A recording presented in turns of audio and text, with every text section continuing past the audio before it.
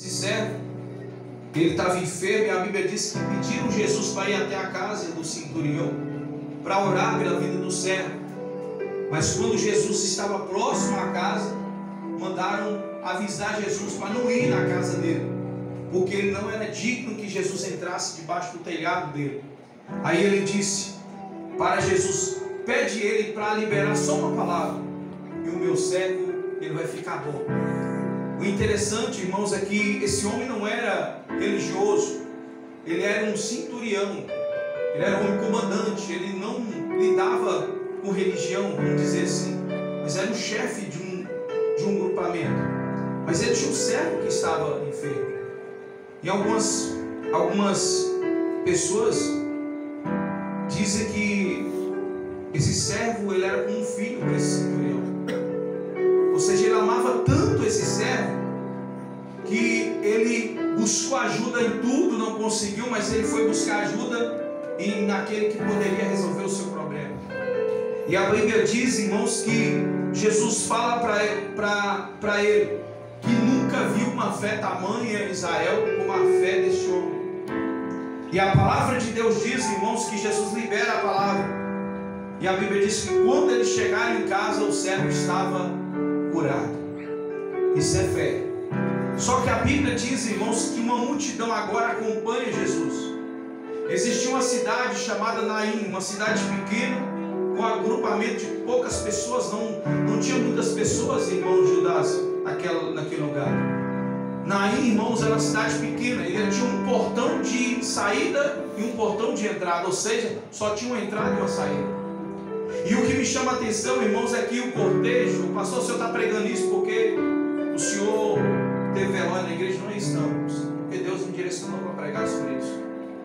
E no cortejo, eu até brinquei com o irmão que chegou antes do cortejo, eu falei com ele assim: cuidado, diz por aí que não pode chegar antes do cortejo, não, você tem que seguir certinho. Mas isso é superstição humana, porque sabemos que tem coisas que são criadas pelo homem. Mas o cortejo estava acontecendo, estava saindo de Naim um velório. De quem é esse velório? De um jovem que tinha a sua mãe que era viúva, ou seja, ele era, além de algumas pessoas dizem que ele era o filho único dessa mulher. Se era o filho único e essa mulher era viúva, logo, irmãos, essa mulher, quem sustentava essa viúva era o filho, porque naquela época a mulher não poderia trabalhar. Se o marido morresse, o filho era responsável por cuidar da sua mãe. Glória a Deus. E o interessante, queridos, é que Jesus aqui, ele estava indo com a multidão estava extasiada, a multidão estava alegre, porque Jesus curou um homem, Jesus curou pessoas, e aquela multidão estava dando glória. A Bíblia diz, nós lemos no texto, que uma multidão, irmãos, glorificava a Deus nesse texto. Então, aonde a multidão estava com Jesus, a multidão glorificava a Deus. Ou seja, aonde Jesus, irmãos, está, nós temos que entender que devemos glorificar o nome dele. A Bíblia diz que Jesus agora, irmãos, ele vai ao encontro desse funeral, desse cortejo, desse morto, dessa mãe, dessa família. E antes de entrar nesse texto, eu quero imaginar, irmãos, essa família. E eu não quero entrar num contexto de morte aqui, que morreu aqui, mas só para você entender. Mas essa mãe perdeu seu único filho. Essa mãe não tinha seu marido.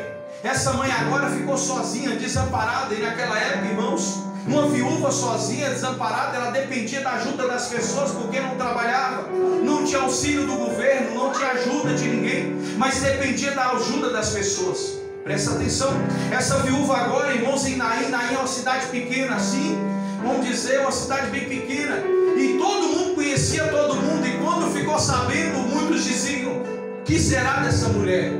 O que será dessa mãe? O que será dessa pessoa agora sem seu filho?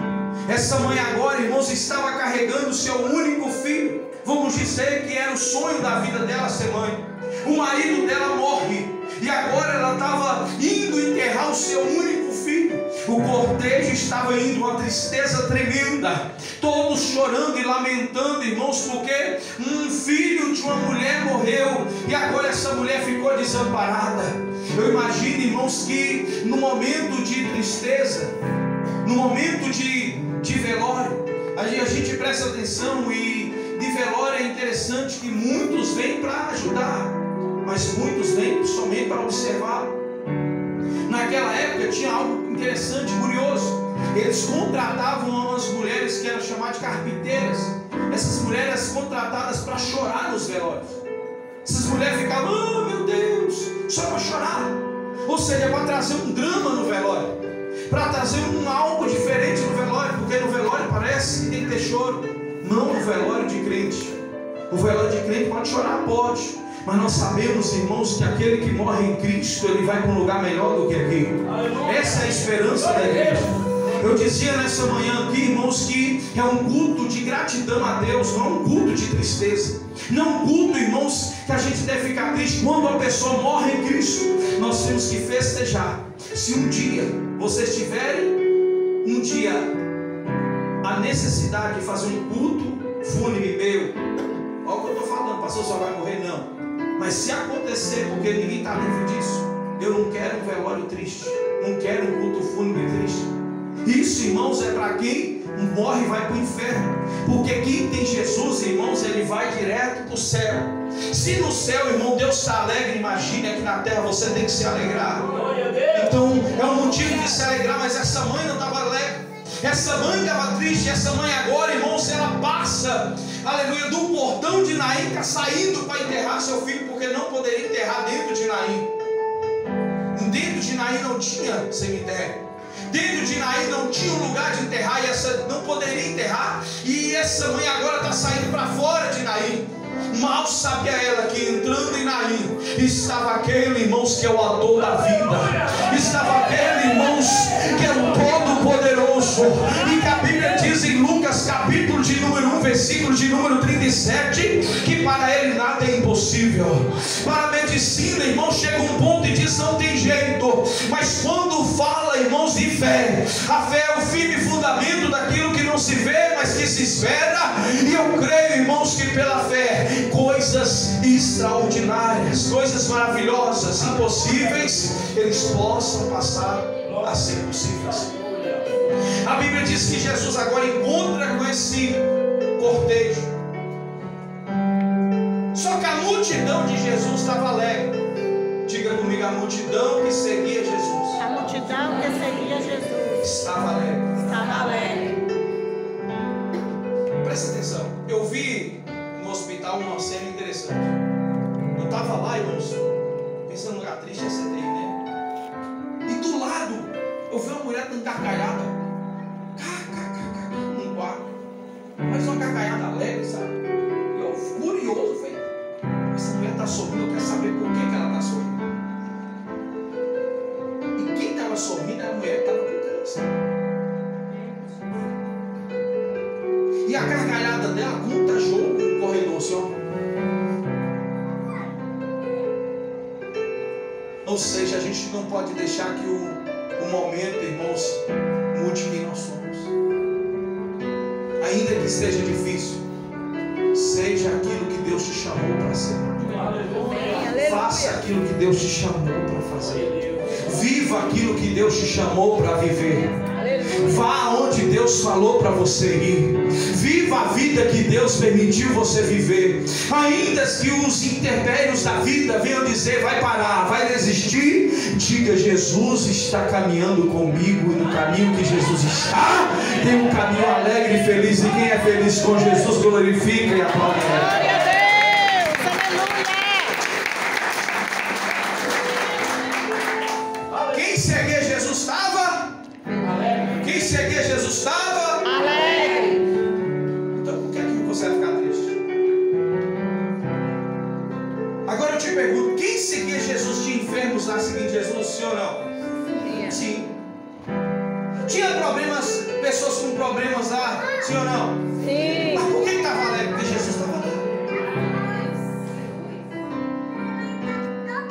A alegria do Senhor é a nossa Força. Aí eu entendo,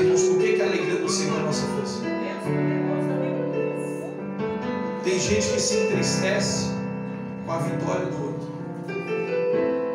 Tem gente que se entristece quando vê alguém feliz. Tem gente que se entristece quando olha o outro vencer. Essa pessoa está bem não, irmãos.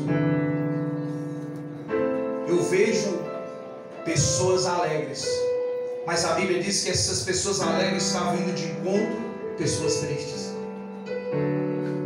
Quem é alegre com Jesus aqui diz amém. Amém. Você tem o poder de contagiar quem está triste. Aleluia. Você tem o poder de mudar alguém que se encontra triste. Aleluia.